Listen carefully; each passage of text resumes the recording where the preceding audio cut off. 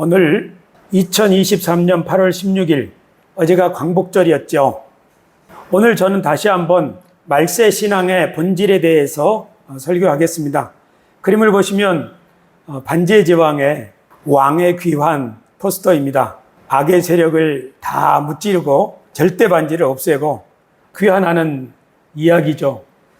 말세는 우리 주 예수님의 재림과 관련이 있어서 이 그림을 한번 제목에 넣어봤습니다. 오늘 우리가 읽은 이 시편 126편은 해방에 대한 이야기입니다.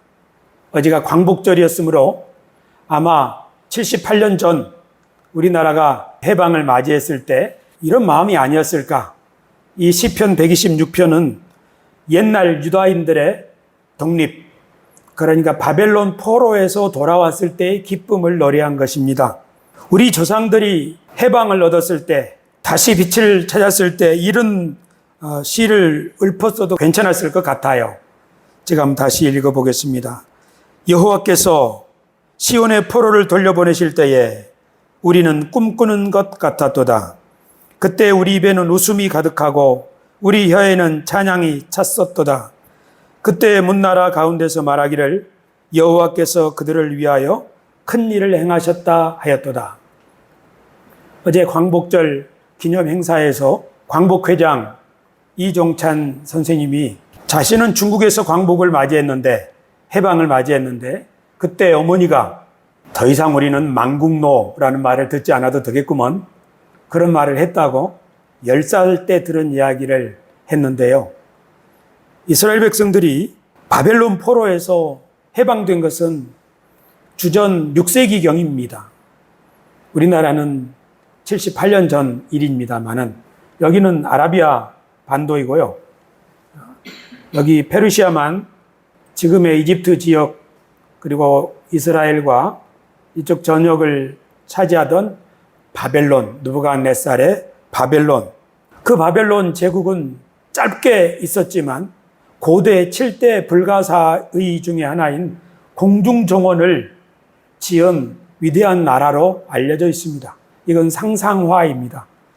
행인 가든이라고 하는 이 공중정원이, 저는 공중에 매달려 있는 정원인 줄 알았더니 그게 아니라 저 사막 기후인 지역에서 높은 탑을 쌓고 그 위에 나무들이 저렇게 무성하게 자라게 했으니까 아마 그런 이름을 지었겠죠. 그들의 기술, 그들의 공력을 상징하는 말이라고 생각합니다. 그런데 바벨론이 망하고 메대 왕 다리오가 접수하고, 그리고 그 후에 고레스가 이스라엘 백성들에게 너희는 고국으로 돌아가라 해가지고 국가 정책이 바뀌어서 이스라엘, 그러니까 유다인들이 해방을 얻은 것인데요. 역사적으로는 그렇게 말할 수 있습니다. 말하자면 바벨론은 유능한 인재들을 끌어다가 반란을 일으키지 못하도록 사방에 흩어 정착시키는 정책을 폈다면, 그 이후에 페르시아의 국가 정책은 그렇게 하면은 그 반감이 세지니까 종교적인 자유도 주고 자치권도 좀 주고 하면서 그들이 나라를 위해서 봉사할 수 있도록 한다 하는 거죠. 제국의 정책이 바뀌어서 해방을 얻은 것입니다. 자유를 얻은 것이죠. 하지만 성경에서는 여호와께서 우리를 위하여 큰 일을 행하셨다. 사람들도 말하기를 여호와께서 저 이스라엘 민족을 위하여 큰 일을 행하셨다. 그렇게 선포하는 거죠. 성경이 역사를 보는 관점입니다. 하나님이 일을 행하셨다 하는 거죠. 그래서 우리는 계속 그렇게 인사하는 거예요. 하나님이 지금도 일하고 계십니다. 우리가 이것을 기억할 필요가 있습니다. 하나님이 일하고 계신다는 사실요. 그런데 하나님이 바벨론을 멸망시키는 그 일을 이사야는 이렇게 말했습니다. 너 아침의 아들 계명성이여, 샛별을 부르는 말이죠. 어찌 그리 하늘에서 떨어졌으며 너 열국을 엎은 자여, 어찌 그리 땅에 찍혔는고, 바벨론을 가리키는 말입니다. 내가 내 마음에 이르기를 내가 하늘에 올라 하나님의 뭇별 위에 내 자리를 높이리라. 내가 북극 지폐의 산 위에 앉으리라. 가장 높은 구름에 올라가 지극히 높은 이와 같아지리라 하는도다. 그러나 이제 내가 수월 곧 구덩이 맨 밑에 떨어짐을 당하리로다. 이사야는 바벨론의 운명에 대해서 이렇게 예언하는 거죠. 하나님처럼 자신을 높이는 자, 저 음부에 스올에 떨어지게 되리라. 이 바벨론의 이 말씀은 신약 성경에서는 사탄 마귀에 대한 그 말씀으로 이해를 하기도 합니다. 같은 이사야 14장 22절에 만군의 여호와께서 말씀하시되 내가 일어나 그들을 쳐서 이름과 남은 자와 아들과 후손을 바벨론에서 끊으리라. 나 여호와의 말이니라. 하나님이 심판하시겠다 하신 그대로 보시면 다니엘서에 기록하기를 어떻게 바벨론이 망하게 되었는지 그 마지막 순간이 이렇게 기록되어 있습니다. 마지막 왕이 벨사살이지요. 그가 만찬을 벌이면서 예루살렘의 성전에서 가지고 온 거룩한 그릇을 가지고 파티를 열려고 할 때 벽에 이러므로 그 앞에서 이 손가락이 나와서 이 글을 기록하였나이다. 벽에 쓴 글씨를 해독하지 못하여 다니엘을 불러서 이게 무슨 뜻인지 해독 좀 해달라고 할 때 지금 다니엘이 말하는 거예요. 하나님의 메시지가 손가락 모양으로 나타나서 벽에 쓴 것이다. 기록된 글자는 이것이니 곧 메네, 데겔, 우바르신 이렇게 읽었습니다. 그러면서 해석하기를 그 글을 해석하건대 메네는 하나님이 이미 왕의 나라의 시대를 세어서 그것을 끝나게 하셨다 하미요. 메네 세고 세웠다 이 말이죠. 하나님은 나라의 운명의 연수를 세시는 분이라는 말이죠. 내가 너의 연수를 다 세워서 이제 내가 끝장났다. 데겔은 왕을 저울에 달아보니 부족함이 보였다 하미요. 데겔은 달아본다는 뜻인데 하나님께서는 각 사람의 행위를 달아보시는 분이죠. 그런데 이 벨사살의 행위는 아까 바벨론에 내가 하나님처럼 높아지리라. 하나님께 드리는 술잔이 있다면 내가 그걸로 마셔야지. 그렇게 높아진 사람 하나님이 달아보니까 이것은 하나님의 심판을 받아 마땅한 만큼 인간으로서는 하지 못할, 그러니까 저울에 재보니까 너무나 부족하다. 우바르신에 나오는 어원 베레스는 왕의 나라가 나뉘어진다는 뜻이죠. 나눈단 말은 나라를 쪼개서 사람들한테 나누어준다는 뜻이죠. 이 메네 데겔 우바르신은 하나님이 어떤 분인가를 극명하게 보여주는 짧은 문장입니다. 하나님은 나라의 운명, 개인의 운명을 카운트하시는 분이죠. 연수를 정하시는 분. 하나님은 각 사람의 말과 행동을 달아보시는 분. 그리고 그것을 누구에 나누어 줄지를 정하시는 분이라는 말입니다. 그래서 메대와 바사, 페르시아 사람에게 준바되었다 하미니이다 하니 이제 해석을 해준 거죠.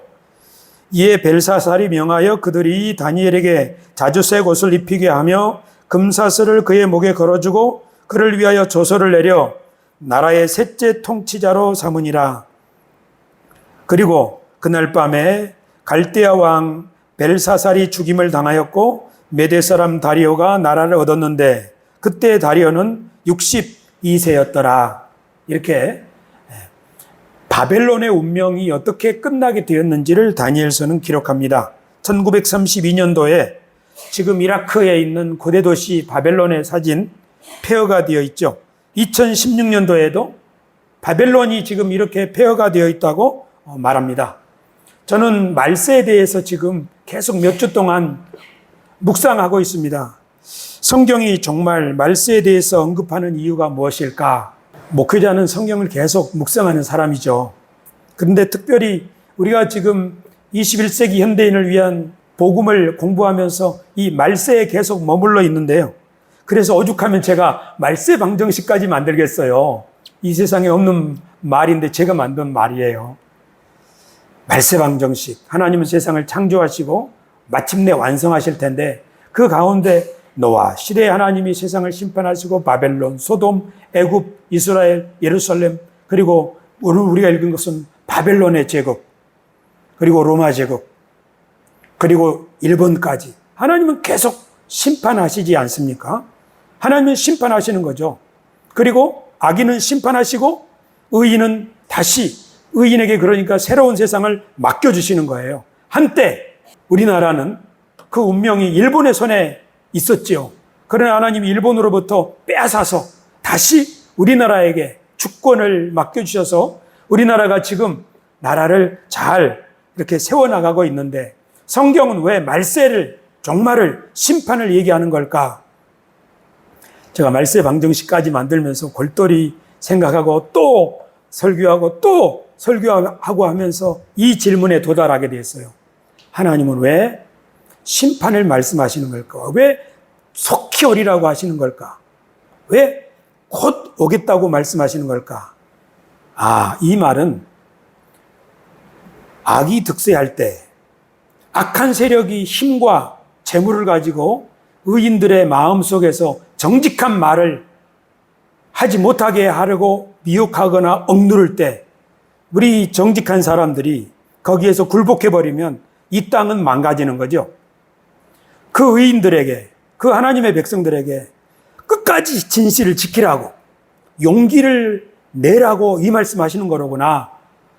그래서 기독교 신앙이 아무리 좋은 것을 가르친다고 해도 주님이 속히 오신다고 하는 임박한 말세 신앙에 대한 그 분명한 확신이 없다면 이것은 그림의 떡과 같고 힘을 잃어버리는 것. 제가 설교 안에 쓰기를 머리가 밀린 삼손과 같다. 기독교회가 힘을 잃어버렸다면 그것은 주님이 속히 오신다고 하는 그 확신이 부족하기 때문에 고난이나 유혹이 앞에 왔을 때 그냥 어물쩍 넘어가는 거죠. 그래서 저는 말세 신앙이야말로 기독교의 모든 복음을 실제가 되게 하는 그런 중요한 복음이라는 사실을 깨달았어요. 시한부 종말론자들처럼 현실을 도외하고 흰옷 입고 기다리는 그런 신앙이 아니라, 그러니까 성경의 말세 신앙, 주님이 속히 오신다는 말씀이 있는 이유는 우리들에게 너 한 사람이라도 진실을 지켜라, 내가 와서 갚아주겠다고 하는 위로와 격려와 용기라는 사실을 깨달았습니다. 그러면서 1980년 광주 전남 경찰청장이었던 안병감 치안감의 이야기를 찾아봤습니다. 그러니까 5.18 때 신군부가 발포 명령을 내렸죠. 그런데 이 사람이 거절했어요. 그리고 그 다음날 끌려가가지고 고문을 당하고 또 끌려가고 해서 60세에 단명했습니다. 그로부터 세월이 지나서 2021년 전두환 대통령이 죽었죠. 같은 해에 인천시에서는 인천 상륙작전 기념관, 거기에 기록되어 있는 전두환 씨의 이름들을 다 삭제했습니다. 그리고 전남지방경찰청에서는 그 뜰에 안병하 공원을 조성했고요. 경찰들을 교육하는 충남 아산에 그 교육원의 이름은 안병하 홀로 지정을 했습니다. 이것은 지금 그 한 사람은 5.18 때 진실을 지키고 시민들을 보호하기 위해서 경찰청장으로서의 소임을 감당하다 고난을 당했지만 아무런 소득도 없는 것처럼 죽었지만 역사는 기억하고 지금 계속 경찰들에게 안병하를 기억하라고 지금 가르치고 있는 것이죠. 이 시대는 의인 한 사람이 필요합니다. 예레미야서에 말하기를 너희는 예루살렘 거리로 빨리 다니며 그 넓은 거리에서 찾아보고 알라. 너희가 만일 정의를 행하며 진리를 구하는 자를 한 사람이라도 찾으면 내가 이 성읍을 용서하리라.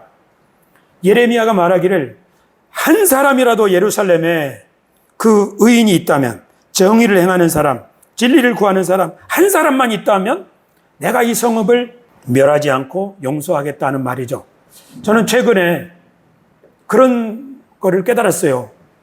그러니까 세상 사람들이 다 권력에 아부하고 욕심에 눈이 멀 때, 그래서 좋으면 좋은 거지 하고 관행에 따라서 아부하면서 흘러갈 때 그 중에 딱 한 사람만 이건 아닙니다 하고 그 자리를 지킨다면 이 모든 것이 제동이 걸릴 수가 있다.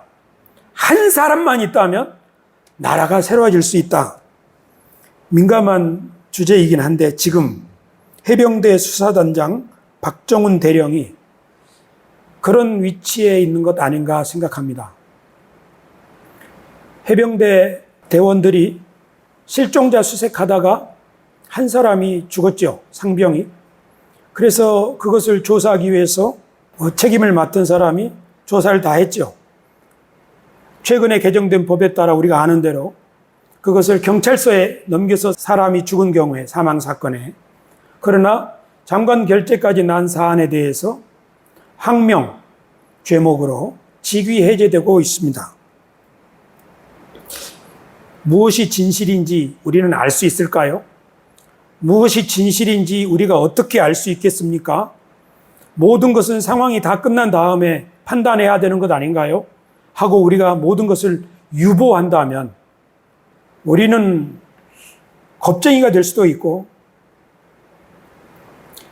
불의에 동조하는 사람이 될 수도 있습니다. 이 사람이 옳은지 어떤지는 모르겠습니다. 그러나 그의 말을 들어보고 정황을 살펴볼 때 지금 이 사람 한 사람 때문에 모든 일이 제동이 걸려 있습니다. 의인 한 사람만 있으면 대한민국은 망하지 않습니다. 그러나 그 의인이 굴복하면 대한민국에는 하나님의 심판이 임할 것입니다. 어쩌면 제가 지난 몇 주 동안에 말세에 대해서 그렇게 집착한 이유가 이 말씀 앞에 서게 하려고 하나님이 제 마음속에 그렇게 계속 감동을 주신 것 아닌가 생각합니다. 사실 저도 교회가 부흥했으면 좋겠다, 더 많은 사람들이 왔으면 좋겠다, 그런 생각 가지고 살고 있습니다. 근데 이번 설교를 준비하면서 하나님도 그러실까? 예루살렘에 많은 하나님의 백성이 있지만 딱 한 사람이 없어서 예루살렘이 망한다고 하지 않느냐? 어쩌면 하나님이 찾으시는 사람은 이 신우의 예배에 와 있는 우리들 한 사람이 아닐까? 그래서 우리 신우의 예배가 저는 소중하다고 생각합니다. 저와 같이 작은 교회 목사도 소중하고요. 우리는 작지요. 직급이 낮을 수도 있고요. 하는 일이 작을 수도 있습니다. 그러나 하나님께서 우리에게 그 한 자리에, 그 순간에 우리가 진실을 말해야 할 때, 그때를 위하여 우리를 부르시고 지금까지 우리를 인도하고 계시지는 않을까 생각합니다. 그런 마음으로 우리 오늘 신우의 예배에 참석하고 보니까 여기에 와 계신 분들이 한 분 한 분이 예루살렘에 하나님이 찾으시던 그 한 사람의 의인이라는 생각이 들어서 여러분들에게 힘내시라고 격려하고 싶었습니다. 신우 회원 여러분, 힘내시기 바랍니다. 하나님이 여러분과 함께 하십니다. 하나님이 지금도 일하고 계십니다. 기도하겠습니다. 존귀하신 주님, 저희들은 때때로 겁이 나고 저희들은 때도 욕심의 눈이 가려워지고 귀가 어두워지기도 합니다. 그러나 주님이 속히 오겠다고, 각 사람이 행한 대로 갚아주시겠다고 수차례 말씀하시면 너마저 외면하면 하나님의 뜻이 이루어질 수 없지 않느냐, 우리를 격려하시고 붙드시기 위함인 줄로 믿습니다. 우리 앞에 가신 믿음의 선배들이 피로 지킨 신앙이 오늘 우리들의 손에, 우리들의 마음에 전달되었는데 우리들도 피 묻은 이 복음을 우리의 혼신을 다해서 지킴으로 우리의 자손들에게 물려줄 수 있기를 원합니다. 하나님, 우리가 부끄럽지 않는 신앙인으로 설 수 있도록 우리의 자리에서 함께하여 주시옵소서. 예수님의 이름으로 기도드리옵나이다. 아멘.